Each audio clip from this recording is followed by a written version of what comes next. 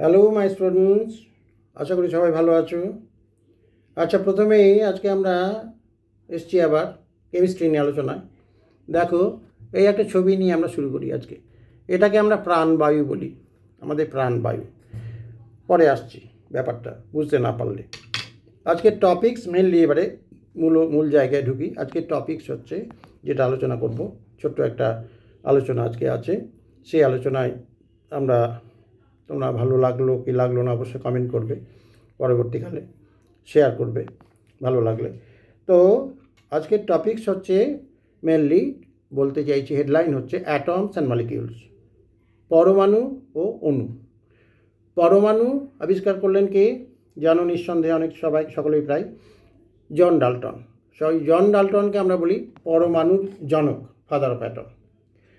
আর পরমাণু থেকে অপেক্ষাকৃত একটু বড় সাইজের কণিকা বা কর্পাসেল বা কণা, তাকে অণু বলা হয়। সেই অণু আবিষ্কার করলেন কে? অ্যামিলিও অ্যাভোগাড্রো। নামগুলো মনে রাখা উচিত, কারণ এই বিজ্ঞানীরা অবশ্যই আমাদের পথপ্রদর্শক। তাদেরকে আমরা সশ্রদ্ধ চিত্তে তাদের নমস্কার করি।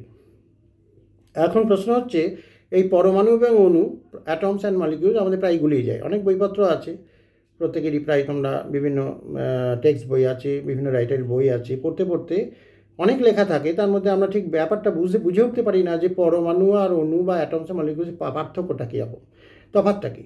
এখন প্রশ্ন হচ্ছে যে, ধরে নাও সাবস্ট্যান্সকে আমরা দুটো ভাগে ভাগ করি। প্রথমে আসি আমরা, একটা হচ্ছে মূলত দুটো ভাগে ভাগ করি, একটা এলিমেন্ট, একটা কম্পাউন্ড। মৌলিক পদার্থ, যৌগিক পদার্থ। এলিমেন্টগুলোকে যখন আমরা ভাঙতে ভাঙতে ভাঙতে ভাঙতে শেষ অবধি, অর্থাৎ অ্যানালাইজ করতে করতে করতে করতে শেষ পর্যন্ত একবার দেওয়ালে পিঠটাক অবস্থায় যখন পৌঁছে যায়, আর ভাঙা যাচ্ছে না, তখন আমরা পাই পরমাণু বা অ্যাটম।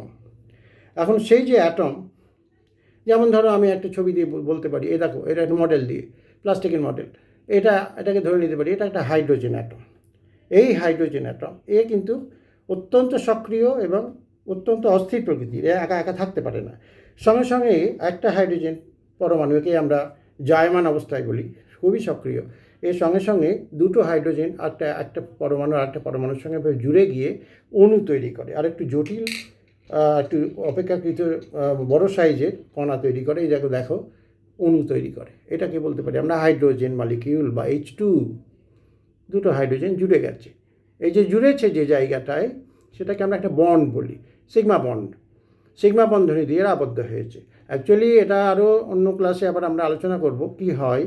এর একটা অরবাইটাল, ইলেকট্রনের অরবাইটাল, এর একটা অরবাইটাল, দুটো অরবাইটাল ওভারল্যাপ করে বন্ড তৈরি করে এইভাবে। তো যাই হোক, এটা সিগমা বন্ড, এটা হচ্ছে হাইড্রোজেন মলিকিউল। তাহলে তফাৎটা কি দেখো, এটা হাইড্রোজেন অ্যাটম, এটা হাইড্রোজেন মলিকিউল। তাহলে এটা এখানে আছে, আমার হাতে আছে দুটো হাইড্রোজেন অ্যাটম। দুটো হাইড্রোজেন অ্যাটম এটাকে বলবো, কিন্তু এটাকে মলিকিউল বলা যাবে না। যখন এটা জুড়ে গেল, যেটা এরকম চেহারা হলো, তখন বলছি এটা হাইড্রোজেন মলিকিউল। এরকম মলিকিউল একটা দেখো, এটা অক্সিজেন মলিকিউল। অক্সিজেন মলিকিউলটাকে, এটা একটা অক্সিজেন অ্যাটম আর একটা অক্সিজেন অ্যাটম, এও জুড়েছে। দুটো বন্ড এখানে আছে, একটা সিগমা বন্ড, একটা পাই বন্ড। এটা একটু জটিল প্রকৃতি, পরে আবার আমরা এগুলো অন্য ক্লাসে আলোচনা করব, সিগমা বন্ড, পাই বন্ড কাকে বলে ইত্যাদি। তো এই যে দুটো অক্সিজেন, তারা নিজেদের মধ্যে জুড়ে একটা বড় একটা কর্পাসেল বা কণা তৈরি করেছে, তাকে বলছি অক্সিজেন অণু। এই জন্য আমরা শুরুতেই বললাম, এটা দিয়ে শুরু করলাম, এটা প্রাণবায়ু মানে অক্সিজেন। অক্সিজেন তো বাঁচতেই পারবো না আমরা। তো এই অক্সিজেন, প্রতি মুহূর্তে আমরা অক্সিজেনের সাহায্য নিয়ে বেঁচে আছি। তো সরি, তো এই হচ্ছে অক্সিজেন মলিকিউল। আবার যদি এটা খুলে ভেঙে দিই, তাহলে দুটো পরমাণু হবে, দুটো অ্যাটম হবে, আলাদা হয়ে গেল। তাদের সুস্থিরতা কম, তারা আবার রিয়্যাক্ট করতে চাইবে, হয় নিজেদের মধ্যে অথবা অন্য আশেপাশে যদি কেউ থাকে তার সাথে রিয়্যাক্ট করতে চাইবে। তাহলে এই গেল অ্যাটম এবং মলিকিউলের মধ্যে খানিকটা পার্থক্য, বুঝতে পারছো। এখন প্রশ্ন হচ্ছে, এই যে অ্যাটম, এই যে মলিকিউল, এটাকে আমরা H2 বলেছি, সংকেত দিয়েছি H2, এটাকে বলছি O2। এরকম এই যে H2O2, দেখো এখানে আর একটা আমরা মডেল তৈরি করেছি, এটা হচ্ছে N2, নাইট্রোজেন। এটা অ্যাটম, একটা নাইট্রোজেন অ্যাটম। এখানে তিনটে বন্ড আছে, ভালো করে লক্ষ্য করে দেখো, তিনটে বন্ড, একটা সিগমা, দুটো পাই। এরা দুটো নাইট্রোজেন পরমাণু জুড়ে নাইট্রোজেন মলিকিউল তৈরি করেছে, N2। তাহলে N2 এটাও একটা মলিকিউল, O2 একটা মলিকিউল। H2 একটা মলিকিউল। এই মলিকিউলগুলোকে বলি আমরা এলিমেন্টাল মলিকিউল, কারণ এরা এলিমেন্ট, শুধু এলিমেন্ট। হাইড্রোজেনকে ভাঙলে হাইড্রোজেনই পাওয়া যাবে। একে যদি ভেঙে একে যদি লাস্ট অব্দি ভাঙিয়ে আবার, তাহলে একটা হাইড্রোজেন অ্যাটম পাবো, এই দুটো হাইড্রোজেন অ্যাটম পাবো। একে ভাঙলে পরে দুটো অক্সিজেন অ্যাটম পাবো, একে ভাঙলে দুটো নাইট্রোজেন অ্যাটম পাবো। নাইট্রোজেন ছাড়া অন্য কিছু পাবো না, এখানে অক্সিজেন ছাড়া অন্য কিছু পাবো না, এখানে হাইড্রোজেন ছাড়া অন্য কিছু পাবো না। তাই এদেরকে বলা হচ্ছে এলিমেন্টাল মলিকিউল। এবং যেহেতু দুটো করে নিজস্ব একই রকমের অ্যাটম দুটো করে জুড়ে মলিকিউলগুলো তৈরি করেছে, অণু তৈরি করেছে, সেই কারণে এই মলিকিউলগুলোতে এদের অ্যাটমিসিটি বলে একটা কথা আমরা বলি, পারমাণবিকতা। এর পারমাণবিকতা আমরা ডিটারমাইন করি, ফাইন্ড আউট করার চেষ্টা করি। অক্সিজেনের পারমাণবিকতা 2, দুটো অক্সিজেন অ্যাটম মিলে O2 তৈরি করেছে অণু। নাইট্রোজেন এরও পারমাণবিকতা 2, N2। হাইড্রোজেন এরও পারমাণবিকতা বা অ্যাটমিসিটি 2, H2। এরা সব এলিমেন্টাল মলিকিউল। কিন্তু আর একটা মলিকিউলের কথাই আছে। দেখো, এটা একটা মলিকিউল, এটা ওয়াটার মলিকিউল। যেটা অক্সিজেন হয়, এটা হাইড্রোজেন, এটা হাইড্রোজেন। অক্সিজেনের সঙ্গে হাইড্রোজেন এবং হাইড্রোজেন এইভাবে জুড়ে আছে, এবং এই বন্ড অ্যাঙ্গেল আছে, একটা বিশেষ কোণে এরা আবদ্ধ হয়ে আছে। এই কোণটা 104 ডিগ্রি কাছাকাছি, 104, 104 ডিগ্রি। তো এই যে ওয়াটার মলিকিউলটা, এই ওয়াটার মলিকিউলটা এটা একটা মলিকিউল। এটা ভাঙলে অ্যাটম পাবো, একটা অ্যাটম, এই একটা অ্যাটম মানে দুটো হাইড্রোজেন অ্যাটম, একটা অক্সিজেনের অ্যাটম পাবো। টোটাল 3টে অ্যাটম পেলাম, কিন্তু 3টে অ্যাটমের মধ্যে ক্যারেক্টার আলাদা, হাইড্রোজেন এবং অক্সিজেন।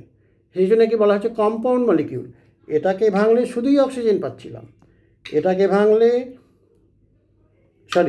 শুধুই নাইট্রোজেন পাচ্ছিলাম, এটাকে ভাঙলে শুধুই অক্সিজেন পাচ্ছিলাম, এটাকে ভাঙলে শুধুই হাইড্রোজেন পাচ্ছিলাম। কিন্তু একে ভাঙলে হাইড্রোজেন পাই, অক্সিজেন পাই। সেই জন্য এটাকে বলা হলো কম্পাউন্ড মলিকিউল। এই মলিকিউল এদের ক্ষেত্রে এর বিশেষ গঠনের থাকে, স্ট্রাকচার অফ মলিকিউলগুলো নিয়ে আমরা পরে আবার ডিটেলস আলোচনা করবো। আপাতত জানার চেষ্টা করো, এই ওয়াটার মলিকিউলটা অ্যাঙ্গিউলার মলিকিউল, এবং এটা জল, যে জল ছাড়া আমরা বাঁচি না। এটা ছাড়া যেমন বাঁচবো না, আমরা বলেছি প্রাণবায়ু অক্সিজেন, এটা তেমনি ওয়াটার, এটা ছাড়া আমরা বাঁচবো না।